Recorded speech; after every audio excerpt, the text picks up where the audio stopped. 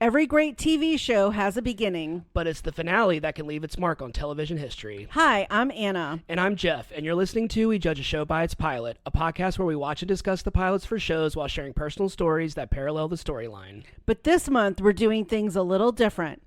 For the month of December, we're judging the series finales of some of our favorite shows that we've done on the pod. And since we're covering series finales, we'll be delving much more into the series as a whole, so we must warn you, there are spoilers ahead. Hello, everyone. Welcome back to our pod. Hello. Welcome back. Welcome back. We went on our little vacay, went to Texas to see little Ollie. Hi, Ollie. I miss you. Cutest baby ever. My God.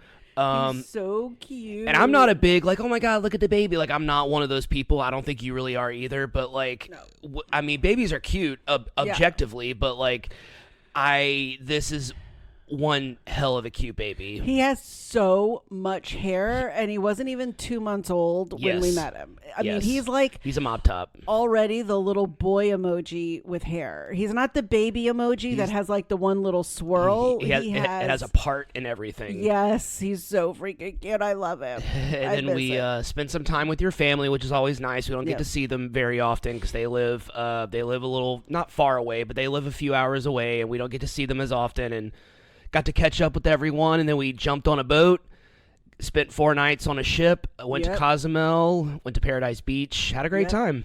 Had some coconut shrimp and nachos. Oh, had those mahi tacos, which are so good. And some Miami Vices. Oh, yeah.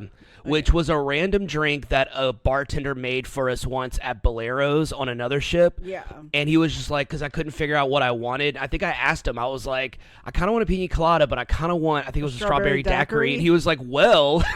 You can do this. And it's called a Miami Vice. And so I'm like, hell yeah. So that's what I ordered for like the rest of that trip. And then he our server was like, you have a pina colada, a margarita, a Miami Vice. I completely forgotten about Miami Vice. So I'm like, one of those, please. And I actually looked, and it wasn't on the menu. Yeah. I think it's something that they just do, like with a lot of drinks, they ship them. So it's probably it's also one of those, right? It's probably a very easy thing to make. It tastes good because you're talking like strawberry pineapple. It's a strawberry pina colada, and it's delicious. All right, so we took a week off. We have another episode ready to go. This episode's going to come out today. If you're listening to it on Friday, December 12th. Yes, it's coming out today. As soon as we're done, I'm going to edit and I'm going to upload it. Then we have another episode. I'm going to be releasing it tomorrow. I have to edit it tomorrow because we talked for nearly an hour and a half on that episode. Was that girls? That was girls. And so that is going to, we went on some rants apparently every single time. It never fails. Every time I'm like, and I know we say this a million times, but like every time I'm like, I don't know if we're going to have a full hour out of this. And then I look down, it's like an hour and 23 minutes. And what's crazy is these are series finales, which I'm always like, oh, it's ending. We're not going to have that much to say. But then we end up having a ton to say. The plot, not just about the finale. Plot summary for girls was a page long. Yeah. And we somehow made an hour and a half out of it. So I'm going to be doing a lot of editing when I come home from work tomorrow. But yeah, we're getting back on track, and we are beginning series finale month just a week late. And today we are doing a show that I feel like the series finale, I don't want to say is like famous, but I mean like it's a pretty, the meme of Will in the empty house was like a meme for a little while. It was like iconic. Yeah, I don't want to say famous, but it's iconic. For its era, today we are doing the series finale for Fresh Prince of Bel-Air. We did the pilot back in January, almost a year ago, if you can believe it. Wow. We probably recorded it a year ago. Yeah, because it was part of Fresh Beginnings, and now it's part of our series finales. And so we watched this, and I hadn't watched this series finale probably since back in the rerun syndication days when I was in high school, when I used to watch Fresh Prince every day. And I'm not gonna lie, I got a little emotional. I mean, I wasn't like bawling or anything, but it was just kind of like, I remember this being an emotional series finale for me because this was one of my favorite shows growing up. And I thought Will Smith was just the coolest guy. I thought Alfonso Ribeiro was like the funniest person on planet Earth. I wanted to have an uncle like Uncle Phil. I wanted to my sister isn't like Hillary, but I kind of wish like, oh, I also have an older sister, you know, and it's just kind of like it was just very much like She could be a little like Hillary. yeah, I mean, We love you, Sarah. and you know what? That's a compliment because Hillary is like low key was like my favorite character. She knew what she wanted. Yeah. I mean, and she wasn't going to apologize Right. for it. So, I mean, there are people that would say, and I'm not saying this about Sarah, that, you know, she was spoiled and she was shallow or whatever those things. No, I think she was just a woman who knew what she wanted. She wasn't going to not want those things, and she wasn't going to apologize And for what them. I loved about that character was that they really kind of developed her into having a career and having like a very successful career as a talk show host. We'll get into all that in the episode, but yeah, I mean, like, all the characters just had it's funny because like we watched the pilot and then we didn't watch any more episodes, and then we watched the series finale, and kind of watching those two were so different with how the characters were. I mean, that's how it should be. The characters should be developed after, you know, 100 and something episodes, but and after what, you don't 6 want them seasons? to be just the same that they were when the pilot first aired. Yeah, so we have a lot to talk about. We're gonna be going down memory lane. We're gonna be talking about some of our own stuff as we always do. But before we do that, Anna's gonna do what she always does and give us some episode and series information. All right, Fresh Prince of Bel-Air, I done. The Fresh Prince of Bel-Air was an American sitcom that aired on NBC from 1990 to 1996 for 6 seasons and 148 episodes. The 2-part series finale originally aired on May 20th, 1996 and had nearly 20 million views. And you know what? That was like nothing back then, which is crazy. The series finale was written by Jeff Pollack, who originally developed the show, and was directed by Shelley Jensen, who directed 87 episodes. Quick reminder, The Fresh Prince of Bel-Air centers around West Philadelphia native Will Smith, who was sent to live with his wealthy aunt and uncle in Bel-Air after getting into a fight. Was it like on the playground or something, or like basketball and his court? mom got scared. She said, you're moving with your auntie and uncle in Bel-Air. The cast for the series finale includes Will Smith as a fictionalized version of himself. He's mostly remembered for his witty and often sarcastic sense of humor, but often is shown to be intelligent, sensitive, and artistic. The late and great James Avery plays Philip Banks, Will's uncle. At the beginning of the series, Uncle Phil is an attorney, but later becomes a superior court judge. Frequently, he butts heads with Will, but as the series progressed, Phil became Will's father figure and looked at him like his own son. Alfonso Ribeiro, who plays Carlton Banks, Will's cousin and Phil's only son. Sorry, Phil's oldest son. I forgot about Nikki. Oh, later on. Habit. Carlton is the exact opposite of Will, conservative, a bit of an elitist, and loves to take advantage of his privileged lifestyle, but is also rational, responsible, and empathetic. Throughout the first half of the series, Will and Carlton were often rivals and struggled to get along, but by the end, the two became best friends and were roommates. Daphne Maxwell Reid played Vivian Banks, Phil's wife. Reid replaced Janet Huber-Witten for the last 3 seasons after Hubert and Smith frequently fought, and allegedly Smith had Hubert fired. Again, don't know. He pretty much admitted that it was. I just said allegedly just to be nice. Okay. And then, but they have since reconciled during a very special pandemic reunion in 2020. It was so good. If you have HBO Max, go watch the Fresh Prince reunion. It is so good. Karen Parsons played Hillary Banks, the eldest Banks child. At the beginning of the series, Hillary is shallow, self-centered, and materialistic. She has little to no ambition and assumes she'll marry a rich man who will take care of her. Throughout the series, Hillary is humbled and eventually lands a job as a talk show host. Yeah, because she was like, wasn't she like the weather girl at a TV station first? Because that's where she met her dude that fell down the elevator shaft. That was horrible, but funny. But he proposed while bungee jumping. Yeah, that. Yeah. But did he die during that? Yeah. That was it. Okay. Yeah. I don't know why I thought an elevator. I might be thinking of Friends. It was the funniest scene ever. Correct. Right. That's why I was like, it was sad, but hilarious. Yeah. The audience reaction is the best because it was genuine. Tatiana M. Ali plays Ashley Banks. The second youngest Banks child. At the beginning of the series, Ashley is a typical preteen. She's only interested in boys and fitting in at school. She and Will have a close bond. She looks at him as the brother she always wanted.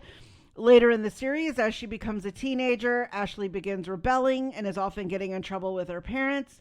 She becomes an aspiring singer, and despite her parents wanting her to have a more reliable career.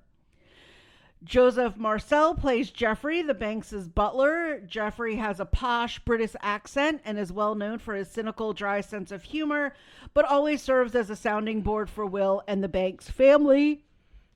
And finally, Ross Bagley plays Nikki Banks, the newest addition to the family when Vivian had a surprise pregnancy in season 3. Nikki was retconned from a baby to a 5-year-old at the start of season 5.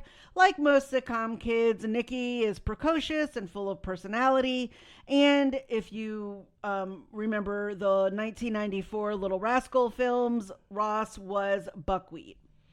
The cast would go on to have their own form of success. Smith became one of the biggest, most highest paid actors ever. James Avery and Daphne Reed, they were already established and they would continue their careers. Avery passed away in 2013, but he lives on as one of everyone's favorite uncles. Karen Parsons had a few hit films such as Major Payne and The Ladies' Man, but she walked away to become a mother and an author. Alfonso struggled to always brush off his Carlton persona, but he remained in the industry, becoming a director for kid shows such as The Brothers Garcia and True Jackson. His career was revitalized when he competed and won season 19 of ABC's Dancing with the Stars, where he was partnered with fan favorite Whitney Carson. In 2022, that also led to him becoming the co-host of Dancing with the Stars, taking place of Tyra Banks, who had also been a recurring character on Fresh Prince. It is originally, and he is now currently co-hosting with former pro Julianne Hough. Joseph Marcel continues to work this day, appearing on The Bold and the Beautiful, and most recently, the original film, The Thursday Murder Club.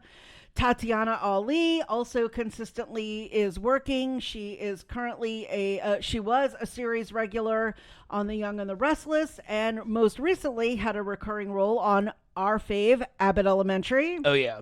Despite being a huge part of pop culture, the show's infamous theme song and the Carlton dance, ratings for the series dropped during the last 2 seasons, went from being a top 20 to not even making the top 50. Due to Will Smith's rising stardom and declining ratings, NBC ultimately decided to cancel the series. Nice. Yep.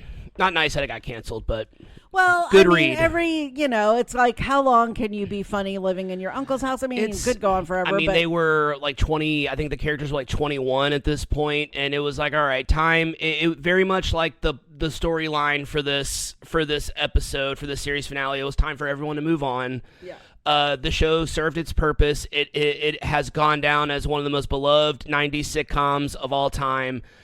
It is iconic. The people who've never even seen the show know the theme song. Oh. People who've never even seen the show know the Carlton dance. So, I mean, like, it's just one of those.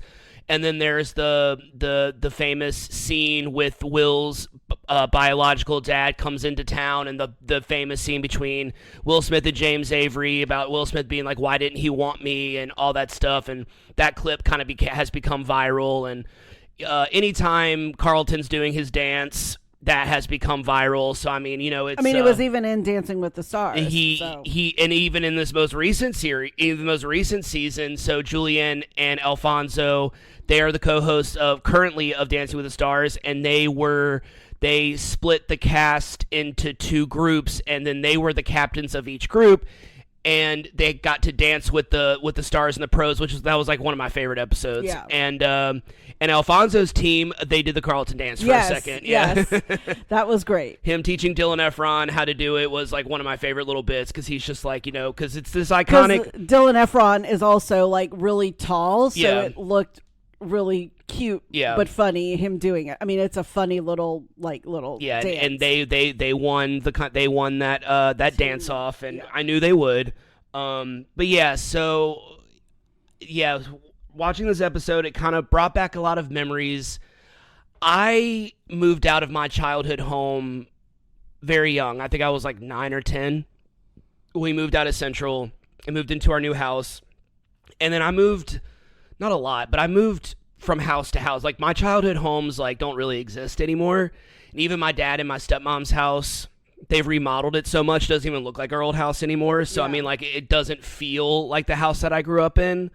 And we moved in there when I was like 13, so it was like a little different. But you were also splitting it between the Azalea Lakes Right. house, so you sort of had two. And then my mom sold that house when I was like 21 or 22. So I don't really have like a childhood home anymore. I would think Warwick probably felt like, well, the most consistent home because that's where Penny and your grandpa lived. Right. So, but again, that was not your home. Right. And then when that house flooded, they moved out. I never really got to go back. And so, like, you know, it's I didn't really have that experience. But you, however, you had the same house. I mean, obviously you didn't live there your whole life, but you lived in the same house for, I mean, it was always there from the time you were born until until 5 years ago? Yeah, until my mom passed away in 2020, and then we sold it in June of 2021.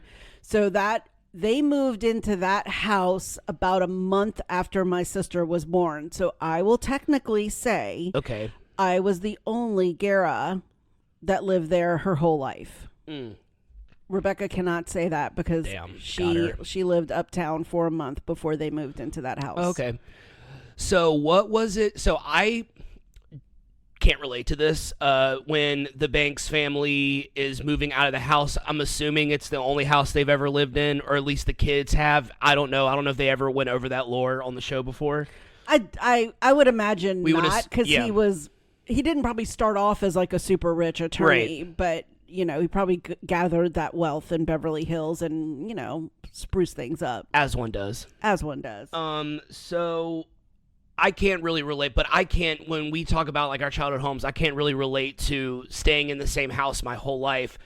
So what was it like kind of packing up and leaving your childhood home, and kind of like that moment where Will is standing in the living room and the house is empty and it just looks so different and it looks so, you know, just looks so bare and probably strange. What was it like for you having to pack up and leave your childhood home, leave it behind? Well, it was obviously rough because it was a different situation because my mom had died. But I think me and the siblings were really at a point by 2020 when my mom died.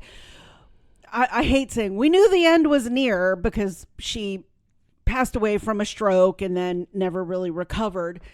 But we were always trying to get rid of stuff. I'm not going to say my mom was a hoarder. My mom, she just had like 60 years of stuff in that house. Right. And so we were always like, if, you know, I visited for a weekend, I would like walk around the living room and look for like an old book or this like old bottle of whatever looks like it's 20 years old that's in the bar. You know, like I would always be throwing like a few things away. So by the time my mom actually passed away, between me, my sister, and my brother, we had taken out the majority of things we wanted from the house. Like I hadn't taken my armoire because I didn't have anywhere to put it. But one of the main things I always wanted was my mom and dad's, like, their cedar chest that was in front of their bed. That was like, I was like, besides my childhood armoire, I wanted that chest and then eventually the door. But so there was truly nothing in the house that I was like sentimentally attached to.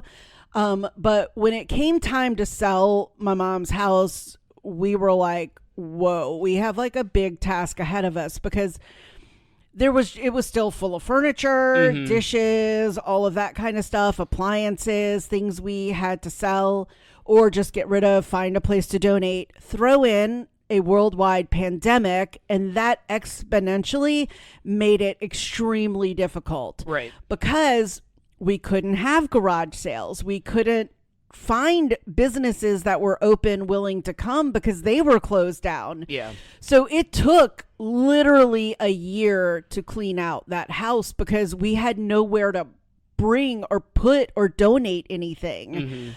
We could throw stuff away because like the trash was still coming. So I literally every week, once a week, would go and fill up the trash can. Yeah. Be it with old utensils, old fabric, stuff from the bathrooms, toiletries. And really, between me and my sister initially, we had cleared out almost everything except stuff from the garage and her sewing room. Oh, wow. And you know, I think like a lot of her clothes might have still been in her closet, but we had really wiped stuff out. And then when it came time to start doing garage sales, when the world started opening up a little bit, I think we had like 3 big garage sales. Like you came, your mom even came, Alicia came, Yep. My sister, and then even my brother came one time. And we were able to offload quite a bit of stuff. Yeah. I mean, you know, some stuff just wasn't going to sell, but we were able to make a little bit of money because we were still paying the utilities and things on the house, but it wasn't as emotional because all 3 of us had been gone. We all had our own houses. For me, it was more emotional just because my mom had died. Yeah. And so it was that. It was also like emotional. Like I know this one will sound silly, but losing our phone number was also a real struggle. I think we kept it on until like maybe the week or 2 before we sold the house. Like I think we still kept it live, but so we were still paying bills and stuff because you have to while you're trying to sell a house. But I feel like those things were more emotional than that. But then the people that bought it were in construction, and so they came in and like totally remodeled it. You saw it. You've seen it a couple of times, I think. I have been back maybe twice. I don't think I've been back in the past year or 2. I've maybe driven by it. Rebecca has been inside maybe in the past year. I don't think she's going to go as much anymore. I mean, it's just not safe in New Orleans, really that great. But what was great about that and being able to see that was to see that it was someone else's home now. Yeah. Because that's where my mind is at. I'm like, that's not our house anymore. Because Right. like you said, like your dad and Shelly's house, it's been remodeled. So it's not the house you associate growing up in. I Right. mean, it is the house, but it's different. And that's the way I see that house now. It's like, that's where I lived, but that's not my house anymore. Yeah. And I'm good with that. Because like Rebecca does ask, she's like, oh, did you go by the house? And I'm like, no, I didn't. I mean, a lot of our neighbors don't really even live there, maybe 1 or 2, but the whole street, like the neighbors across the street have since passed away. 2 on the, you know, same side of my mom's house have moved away. Yeah. And then we have 1 next door to my mom, and the other side are the ones that are still there. But, you know, it's the house where I grew up doesn't exist anymore. Right. But it was mostly more emotional for me because of what had happened. So of why we were moving out. All of the reasons why, that leading up because to it. I will admit, and I think I've told you this, that I had strongly always considered buying the house and buying my brother and sister out of it and trying to remodel it and maybe even ever moving there. Yeah. Just because I loved it. It was a huge piece of property, but we even talked about it at some point. And I just, the cost of living in New Orleans is so astronomical, and the crime and all the politics, and it's just not a place that I think I would want to technically live in anymore. I'm very happy here. I love our house here. New Orleans is the place that we have close enough that we can visit when we want, and I think we're both good with that. And we do. Yeah, and we do. So it was emotional, but in a different way. Right. You know, so it was good, and I am in a good place, you know, almost 5 years since we sold it in 2021. Yeah. Yeah. Yeah, I remember the whole process of emptying out, I guess, is a term I would use. It sounds like a cold term to use, but like emptying out your house and kind of, my memories of that are being in your garage, which your garage went through the whole length of your house. Yeah. Which I loved your house. We could literally park 3 sedans. Yeah. Back to back to back. Right. In the length of our house, because my mom and I actually put both of our cars in the house in the garage. Yeah. During a couple of hurricanes. And I just remember you kind of tasking me with like, okay, take care of like this section of the garage and like, you know, donate or throw away or whatever. And like everything felt like an antique. And so I kept being like, what about this? I just remember like everything I found, but like, do you want me to throw this away? Because I didn't want to throw away anything that like, oh my God, I haven't seen this in 20 years. You know, I didn't want to throw that away. I just remember sitting here being like, this is so much stuff. And I just remember thinking like, how are we going to get rid of all of the stuff, donate, sell, or whatever? And y'all handled it. And I helped a little bit, but like, you know, you really took over the reins and you really kind of handled it. And probably one of the biggest tasks that we had, that I don't know if you remember, was my mom. Like, one of my dad's things with my mom was always like, go buy yourself some fabric, because my mom loved to sew, to quilt. Room. Yes, I forgot. Once she had a ton of stuff in the sewing room, but also tubs of fabric in the garage. Yeah, I think my sister counted. I'm gonna get it wrong. I can go look on Facebook later, but it was like 30 of those big storage tubs of fabric. And they were all in pristine condition because they were covered and stored inside. So they were very nice. And again, during the pandemic, it was hard to find anyone that would be willing to come and pick stuff up. But she found this group, I think in like Bay St. Louis or Biloxi or Gulf Ocean Springs, that did rehabilitation for people and made quilts and made blankets. Cool. Yeah. And so they came, I think, in like 2 vans and got stuff on a day we were hosting one of the garage sales. So that was one of the things, was like, we did, you know, we definitely were like, yeah, this is trash, that like no one can use this. Versus, I mean, this fabric was nice fabric. I mean, and like we had like, I remember I found this like bin of zippers. I mean, hundreds and hundreds of zippers. And I was like, these are all good. Like, someone could really use these. And I have a friend, an old college friend, who does sewing and quilting, and she was like, I'll take them. I was just like, you know, just send me money for shipping. And, you know, she probably sent me $20 and I shipped them to her, and here's hoping she used them for something. But it was stuff like that we just didn't want to go to waste. But I'm also very much like, this is trash. Like, we don't need this. I've been doing that in our house since 2021. Like, why do I still have this? Like, this is crap. And like, we haven't looked at this in, 10 years. But, what's cool about that you specifically mentioned the garage and the length. One of the things that the new owners did was completely transformed that garage into like a mother-in-law apartment. Yeah, it's really with cool. Like a kitchen, dining, living room, and bedroom. That's how big our garage was. And it's a 1-bedroom apartment. And they still had room in the front to park a car. Yep. I mean, they couldn't park 2 because it's a singular width, and then now it's a singular length. But that's how big the apartment is that it had a kitchen, a living, a little mini dinette area, it's really bathroom, cool. and bedroom. Yeah.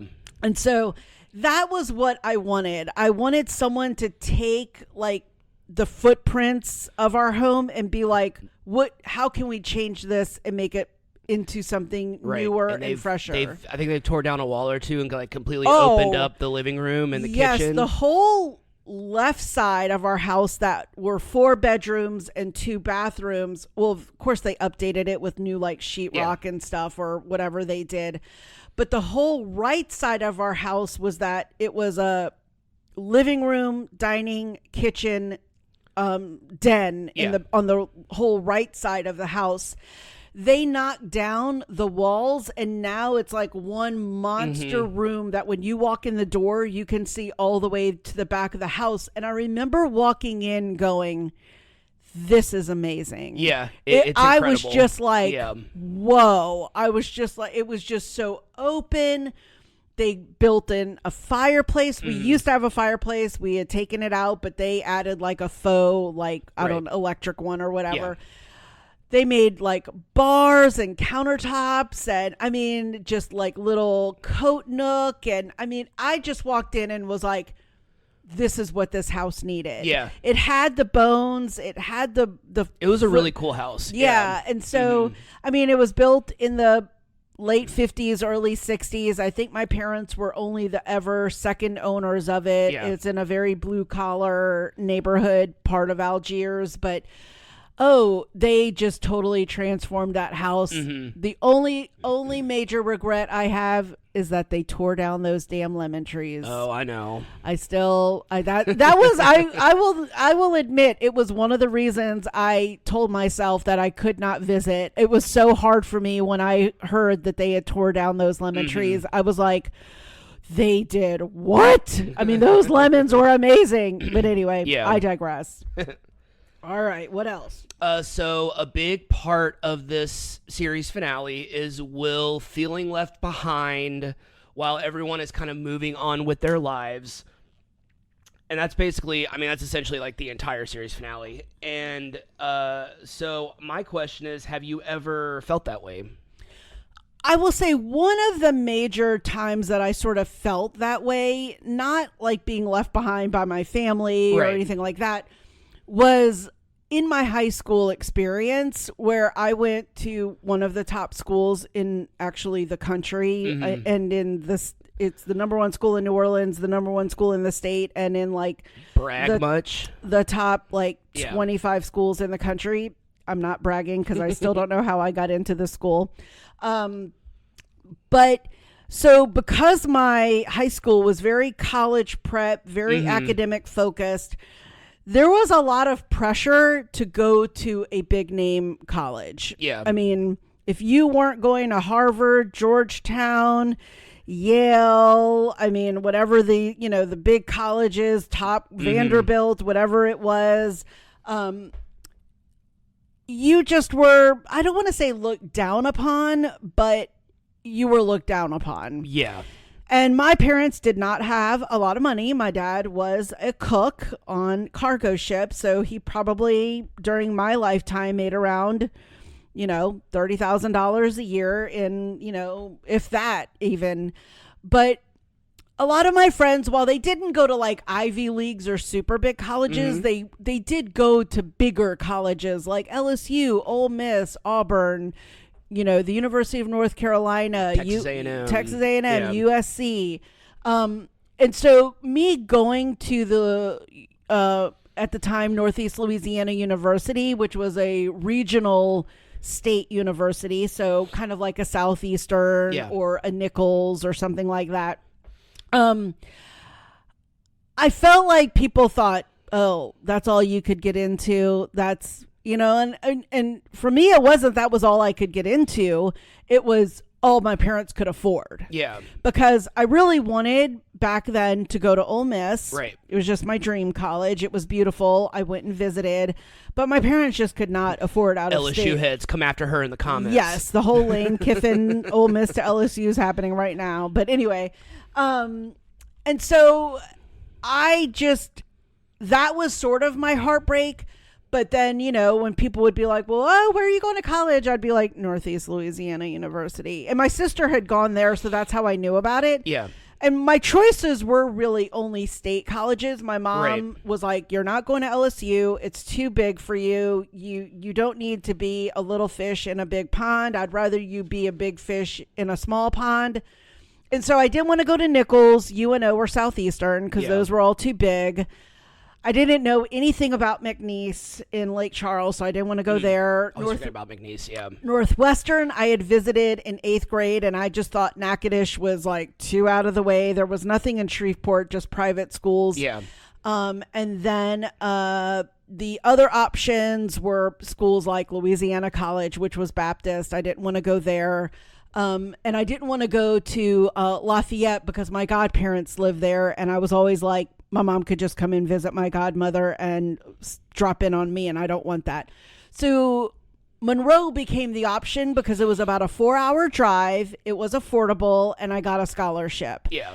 And I will look back and go, my mom was right. I mean, I was so involved in college. I was in my sorority. I was in student government, on the campus paper and yearbook. I was a university hostess. And if I had gone to LSU, I don't know if I would have had all those opportunities. Yeah. And I feel like I loved my college experience. Mm-hmm. But at the time, at 18, at graduation, and hearing about where all my friends were going and what they were doing, and they were going off to these amazing colleges and prestigious colleges, I did feel left behind. Yeah. Or I felt small. And so that, and I tell people that now, I'm like, don't go broke on undergrad. Yeah. Go broke if you want to go to medical school or dental school or law school. Go to a prestigious college then. Yeah. You're going to get the same basic information. Right. Education from a smaller school. You'll get that degree that will get you into that higher program. Right. So I use that experience as what I tell my friends' kids today. So anywho, but that's my story. What about you? So the whole college thing for me is I went to a really big high school. We had so many kids in our class. And also it was kind of during an era where I knew a lot of kids that weren't going to college. I knew a lot of kids that maybe were, joining their family's business, or they were already had a job. Kind of maybe they got a job their senior year and they're like, I'm just going to keep making money. So I never really felt left behind in that sense. But in a more abstract way, there was an era in my life, and I've talked about it before. So I was in a relationship with someone that we were in a relationship for a little over a year, and she struggled with her mental health, and she struggled with alcoholism, and she took her own life while we were together. And it was very much an era in my life where the world kept moving and mine didn't.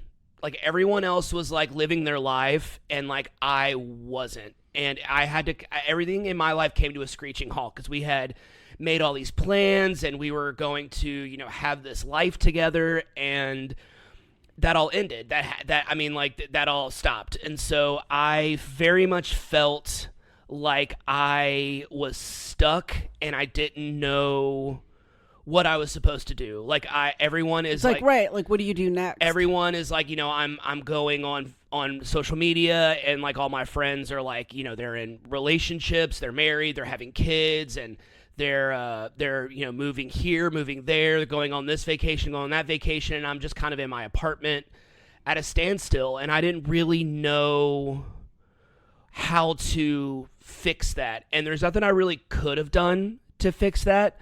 I kind of just, it's just time and, time and grieving and kind of moving on. But it took me a really, really long time to start living my life again. Well, I think there's also the perception of that you're worried, or you might have been worried that you looked bad for wanting to move on. You can't, when you lose your significant other in that way that I did, like, you can't be happy. Like, you can't even show signs of being happy because people were like, I thought you were grieving, or like, it's like, oh, I thought like you loved her, like, and it's just people get very judgmental even when they're not trying to be. And so the first thing I had to do was I had to go work somewhere else, because I was working at a restaurant when she died, and like every time I came into work, it was just like, hey, how are you? And I'm like, I'm okay. And they're like, are you sure? And I'm like, oh, God. Yes, I wasn't okay, but I was just like, what do you want? How do you reply to that? Want me to be like, no, I couldn't sleep last night because I kept repeating I kept having a dream over and over again of finding her dead. Like, you really want to throw that on someone, even though that's the truth. it's like I have to say I'm okay, or I have to say, oh, I'm hanging in there. Like I had to say like the same 3 answers, or else people are gonna make me feel bad for making them feel uncomfortable. So then I'm like, well, then don't ask me, and Right. and I knew I had to go work somewhere else, and so I did. And then I ended up meeting someone that I had a crush. I was like, it was the first time I had like a crush on someone. And I think that was really when I started to like move forward with my life, was when I met someone that like I had feelings for. And I was just like, oh, like, and then I felt guilty because I had feelings for someone else. And then it was just like, am I allowed to feel this way? Like, am I allowed to, enter another relationship? And people are like, well, how long were you with Mary Jo for? I'm like, a little over a year. And they're like, well, then you should probably wait like a little over a year. Like there has to be like people will give me like a specific timeline. And I'm like, life doesn't work that way. I mean, like life is so confusing and so messy and so unpredictable. And we can't, in the way that I lost Mary Jo, I was so angry at her for so long that it felt like and this is going to sound insane, but this is how it felt. Like it felt like I got dumped in the worst possible way. Right, like you had no say, obviously, in it. And that's not ultimately not what it was. It was just she struggled with her mental health, and there was just a lot going on that I haven't talked about. I'm probably not going to talk about because it's ultimately not my business. But I mean, like, it's not my story to tell. But once I started having realized that I had feelings for someone else, I was like, okay, I think I could start moving forward with my life. Like, I think I can Who was that? You know who it was. And I've told you every relationship I've ever been in. I know, I'm teasing you. All my relationships. So that was kind of that was an era in my life where I really felt like everyone was moving. And it wasn't a specific event like, oh, all my friends are doing this, or all my family is doing that. It was just everyone just continued living their lives, and I couldn't because I wasn't allowed to. I mean, like, that's how it felt. It felt like I couldn't.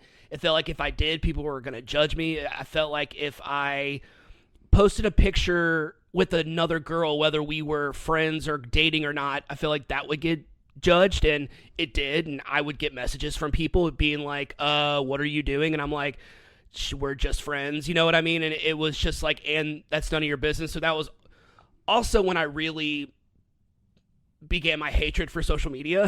Oh, I bet. Yeah. Because I'm just like, you don't know what's going on in my life. You want to judge. My big thing was like, you want to judge my every move. When was the last time you messaged me and asked how I was doing? Like, you want to judge me, but you don't want to know how I'm doing. Like, you you really actually don't care. Like, and it's like, you just want something to gossip about. Correct. So yeah, that's that. I mean, it wasn't, I like I said, college and stuff like that. I had a lot of friends who didn't go to college. I have a lot of friends who didn't go to college, and I didn't get judged for not going. So, I mean, those were just our 2 examples. Yeah. And, I mean, you and I have obviously talked about Mary Jo and stuff, and I can definitely see that because it's like, is there a grieving timeline? Is there a restarting to date timeline after that? I mean, there isn't one when you break up, right? But and it wasn't like, and I kind of always compare it. It wasn't like she had cancer and I was next to her bedside, or it wasn't like she died in a car accident. It was like she took her own life, and so it was just kind of like, how do you go about grieving that in a way that like you're not going to get judged for it? And it's impossible. I mean, like, people are just going to judge you no matter what. Yeah. Like I said, that's when I kind of began my slowly, and if any of y'all are friends with me on Facebook, y'all know that I never post on Facebook. So I mean, like, I never really post on any social media because I'm just like, it's really nobody's business. And it's like, do I really want to post this? Do I really care that much? Or do I just want to like keep this memory in my phone? And that's ultimately what I end up doing. Yeah. Of course I post stuff every now and then, but like, so yeah, that's pretty much it. I mean, I'm sure there have been plenty other times in my life where I felt left behind and everyone was kind of off doing their own thing. I know specifically when I first moved back from Florida and I'd gotten divorced.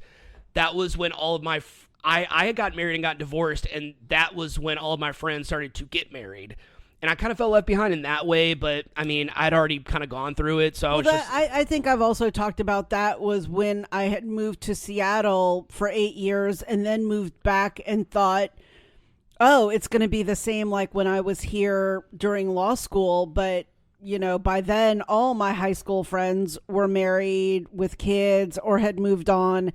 And then obviously a lot of my law school friends had been building their own lives for 8 years, having kids, getting married, or moving away. And so when I moved back to New Orleans from having been in Washington for 8 years, I was like, oh, it's not the same. And and again, I've talked about my struggles in Seattle.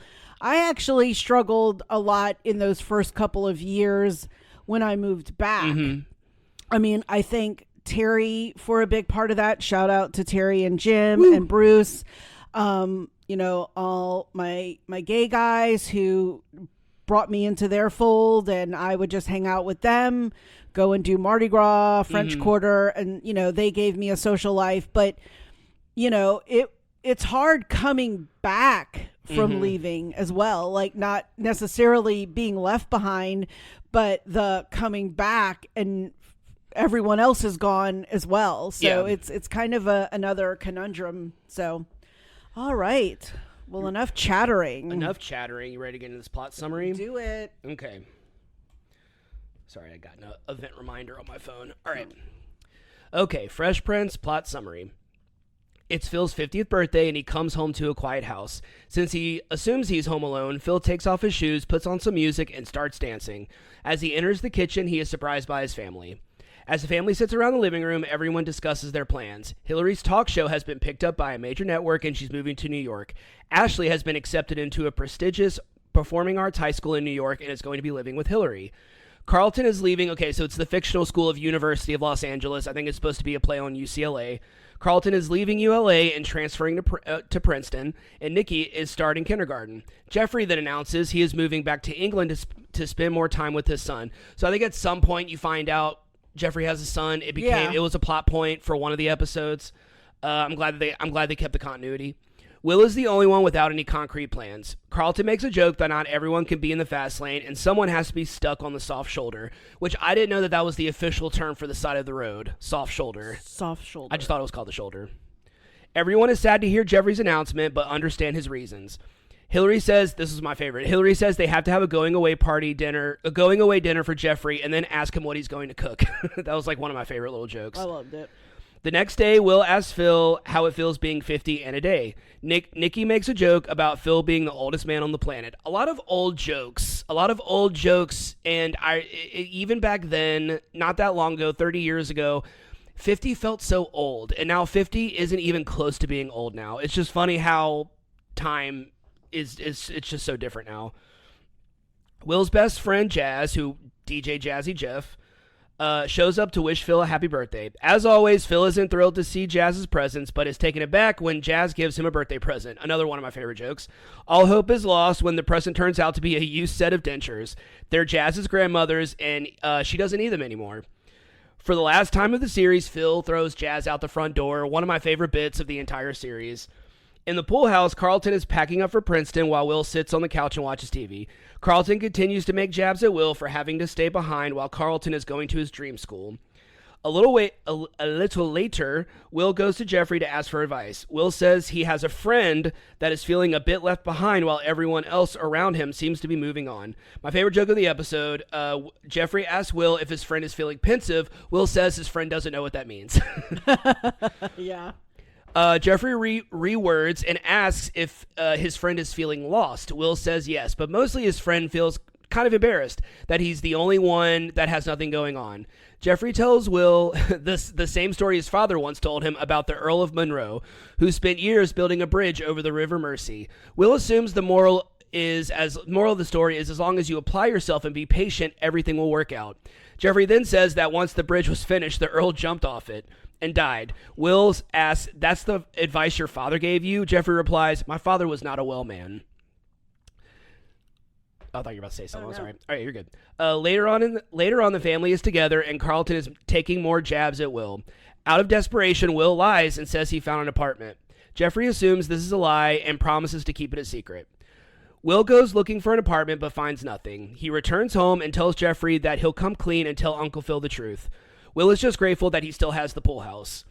When Will goes to Phil, Phil announces that he, Vivian, and Nikki are moving back east to be closer to the kids. So now Will has nowhere to live but doesn't want to tell his family the truth. Back at the pool house, Carlton is packing up and asking Will about his apartment. Will exaggerates and says it's huge with a jacuzzi and it's this, penthouse type apartment. Carlton asks Will if he can store some of the boxes, and since it sounds like there's plenty of room, but that's when Will starts to backtrack. He's like, no, it's kind of small. He's like, I thought you said it was big. He was like, no, it's like small in a big way, like, kind of just backtracking.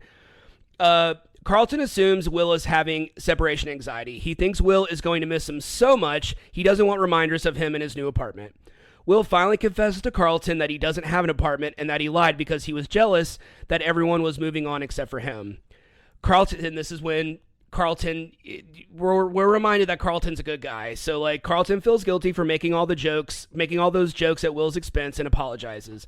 Carlton suggests that Will move back east with them, find a school in New York, or work for Hillary's new show. Carlton tells Will he doesn't have to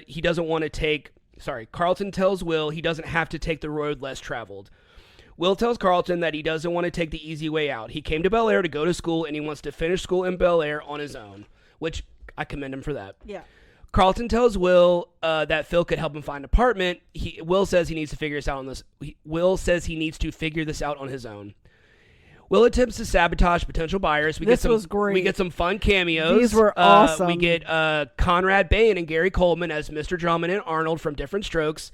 And then Marla Gibbs, Sherman Hemsley, and Isabel Sanford as Florence Johnston, George and Louise Jefferson from the Jeffersons, which we've done the Jeffersons, and we haven't done Different Strokes, but we did The Facts of Life, which is a spinoff. Yep. Which I loved it. I was like, oh my God, I totally forgot. Will's attempts at sabotage are a failure, and the Jeffersons buy the house, but they have to be out by the end of the week. Will finally confesses to Phil that he doesn't have an apartment. Carlton still tries to cover for Will, saying it's not an apartment, it's a condo. Will confirms to Phil that there is no new residence, and he lied.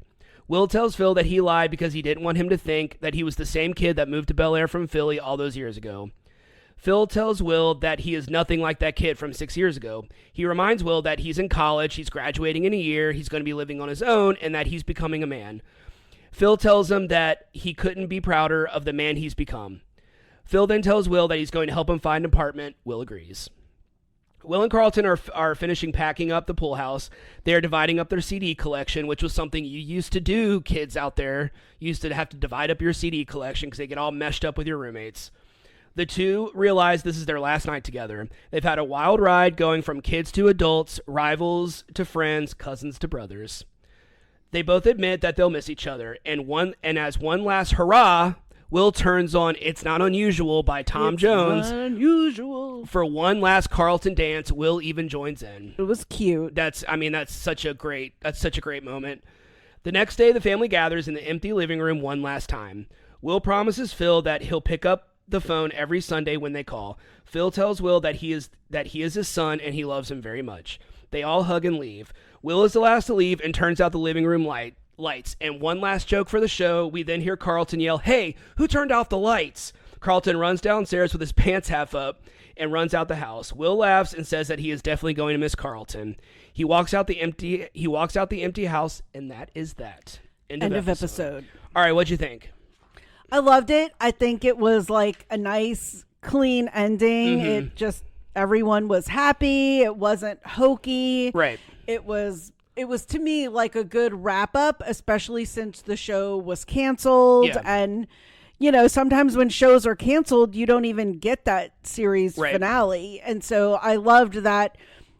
Obviously, I think they probably knew by this point, by either the start of this season or midway through, that they were going to have some closure. Right. But I think it gave a good closure to the entire series. Everyone got sort of not what they wanted in a perfect way, but in a way that made sense for who they had become over the past 6 years. Yeah, it was a very kind of common trope in the 90s in the series finale that the family would move out of the house. That happened a lot. But this one felt it felt different in the sense that it was more than just them moving. It was everyone was kind of like bettering their lives, and they had come such a long way. And, you know, you had Carlton, who was such a bratty little snot in the pilot, and then now kind of still having that like back and forth with Will, but being like, hey, I got your back. Like, you know, I know you lied. I know I've been making jokes. I'm sorry, but like I have your back. And then, you know, Hillary kind of having her own network talk show, and then Ashley finally like coming into her own with singing, and, you know, very everyone, and then Phil became a judge. Like everyone was kind of coming into their own, except Aunt Vivian. They never really did much with her character. They did it, yeah. It's kind of annoying. I mean, it is what it is. It ended so long ago, but I feel like when they replaced Daphne Maxwell Reed, they kind of just like stopped giving Vivian storylines. Yeah. Which is unfortunate because she's a great actress. But yeah, so that is that. That is Fresh Prince. Great series finale. Great series finale. Still holds up. Still holds up. Still funny. There were so many moments where you and I were laughing out loud for real, and very sweet at the end. And, you know, it wasn't like overly emotional, but it's somewhat emotional. Yeah. Especially if you watch the show and you were attached to the characters. Especially between Will and Uncle Phil. Right. I mean, you know, and that was so much of the heart of the show. Yeah. You're mine, you know. So yeah, I love that. Yeah, it's very cute, very sweet, very charming. All right, ready to wrap this one up? Let's do it. All right. That wraps up this episode. Thanks for tuning in. If you haven't already, go ahead and follow us on whichever platform you're listening to this podcast on. That way you'll be notified every time we publish a new episode. You can also follow us on Instagram at WeJudgePilotPod. We're also on Facebook. You can leave us a comment. Oh, we're also on Threads, too. Leave us a comment, suggest a show for us to watch, or leave some emojis in the comments. What you got? All right, Fresh Prince emojis, the house, the hand wave to say goodbye. Suitcases, the UK flag for Jeffrey, the TV for Hillary, the microphone or Statue of Liberty for New York. New York, the dinner plate for their last meal, the CDs, the dance and the disco ball for the Carlton dance, the phone, and the light bulb for the lights going out. Oh, that's a good one. All right. Well, we are going to head out, but we'll talk to you soon. Thanks for listening.